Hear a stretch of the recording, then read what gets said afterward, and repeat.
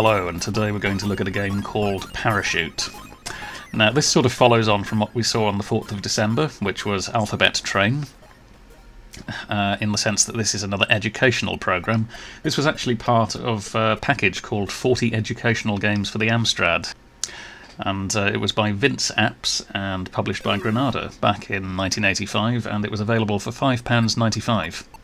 Might have been published in 1984 actually, but it only made its way over to the magazine in 1985. So Parachute is the example program that was provided to Computing With the Amstrad so they could publish it in their magazine, Volume 1, Number 3, in March 1985. So people at home could have a go at typing it in if they wanted to, which obviously we did, and you could get a feel of what the entire suite was like. Now, the entire collection of 40 educational games wasn't released on cassette or anything like that. This was actually from a book, so similar principle to what we're doing with the magazine type-ins and the type-ins from the other Amstrad Games book this month.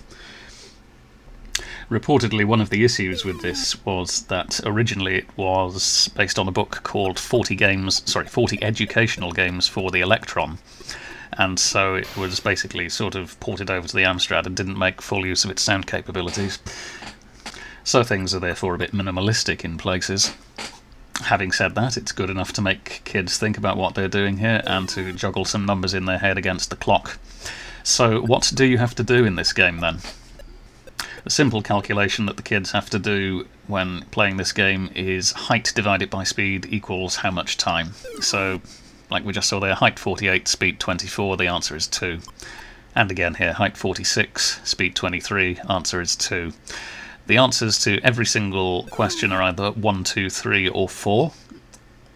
So that's 3. And the quicker you get it, the more points you get.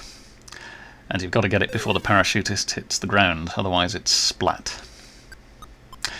If you get a wrong answer, you can keep on typing in answers till you get it right, but you can't just try and type them all in quickly, 1, 2, 3 and 4 or anything like that, because you will be deducted points for wrong answers.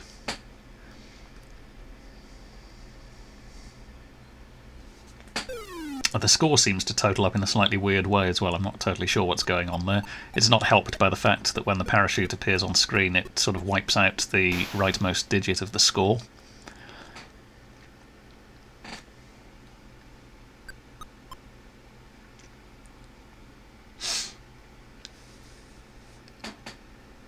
So we had 203 points there, so add 11 to that, we should have 214, but we've gone up to 219, so maybe there's some sort of weird modifier going on, of which I'm unaware.